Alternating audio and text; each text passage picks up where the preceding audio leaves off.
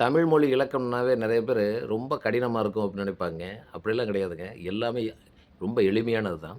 உதாரணத்துக்கு தமிழ் இலக்கணத்த கத்துக்கிறதுக்கு முன்னாடி அந்த எழுத்துக்கள நம்ம கத்துக்கணும். தமிழ்ல வந்து எழுத்துக்கள் வந்து ஃபர்ஸ்ட்டு உயிர் எழுத்து, 2வது மெய் எழுத்து, உயிர்மெய் எழுத்து. இந்த 3யும் தெரிஞ்சுக்கிட்டீங்கனாவே உங்களுக்கு அடிப்படை தெரிஞ்சிரும். இப்ப உயிர் எழுத்து அப்டின்னா உங்களுக்கு தெரியும். அ, ஆ, இ, ஈ, உ, ஊ, ஏ, ஐ, ஓ, ஔ அப்படிங்கிறது. 12 எழுத்துங்க. இதில அக்குங்கிறது பார்த்தீங்கன்னா, உங்களுக்கு வந்து ஆயுத எழுத்து. அது தனி. அடுத்தது மெய் எழுத்து. இக்கு, இங்கு, இச்சு, இஞ்சு, இட்டு, இன்னு, இத்து, இந்து, இப்பு, இம்மு, ஈயு, இர்ரு, இல்லு, இவ்வு, இள்ளு, இல்லு, இர்ரு, இன்னு. இந்த 18 எழுத்தும் தாங்க மெய் எழுத்துக்கள். இப்போ உயிரெழுத்து 12, மெய் எழுத்து 18. இந்த 2யும் பெருக்கிட்டீங்கன்னா, மொத்தம் 216 எழுத்து வரும். இந்த 216 எழுத்து தாங்க உயிர் மெய் எழுத்து. அப்போ உயிரெழுத்து 12, மெய் எழுத்து 18, மொத்தம் 30. உயிர்மெய் எழுத்து ஒரு 216, 246 மொத்தம். ஆயுத எழுத்து ஒண்ணு 247ங்க. மொத்தம் 247 எழுத்து தமிழ் மொழியில் இருக்கு. இப்போ உயிர்மெய் எழுத்து எப்படி உருவாகுதுன்னு ஒரு சின்ன உதாரணம் சொல்றோம். இப்ப கா அப்படின்னு வச்சுக்கங்க. கா அப்படிங்கிற எழுத்து வந்து உயிரெழுத்து, மெய் எழுத்து 2ம் சேர்ந்தா உயிர்மெய் எழுத்து. இப்ப கா அப்புட்ன்னா, இக்கு கூட்டல் ஆ. அதுதாங்க கா.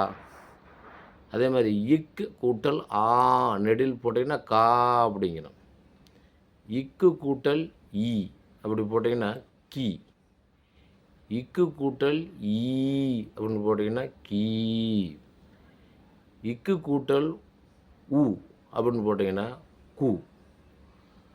இக்கு கூட்டல் ஊ நெடில் போட்டீங்கன்னா, கூ அப்படின்னு அர்த்தம். இப்போ நம்ம பார்த்தால கா, கா, கீ, கீ, கூ, கூ. அடுத்து கே பார்க்கணும். இக்கு கூட்டல் ஏ அப்படி போட்டீங்கன்னா, கே. இக்கு கூட்டல் ஏ அப்படின்னு போட்டீங்கன்னா, கே. இக்கு கூட்டல் ஐ போட்டீங்கன்னா, கை. இக்கு கூட்டல் ஓ அப்படின்னு போட்டீங்கன்னா, கோ. இக்கு கூட்டல் ஓ அப்படின்னு போட்டீங்கன்னா, கோ. பார்த்துங்க. கா, கா, கீ, கீ, கூ, கூ, கே, கே, கை, கோ, கோ. இன்னும் ஒரு எழுத்து கவ் இருக்குதுங்க. இக்கு கூட்டல் அவ் போட்டீங்கன்னா, கவ். இதில் வந்து குறில் அப்படின்னா ஒன்றும் கிடையாதுங்க. ஒரு சொடக்கு போடுற நேரத்தில் உச்சரிக்கிறது தான் குறில்.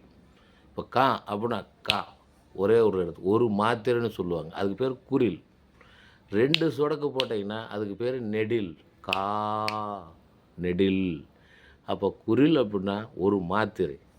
நெடில் அப்படின்னா 2 மாத்திரை.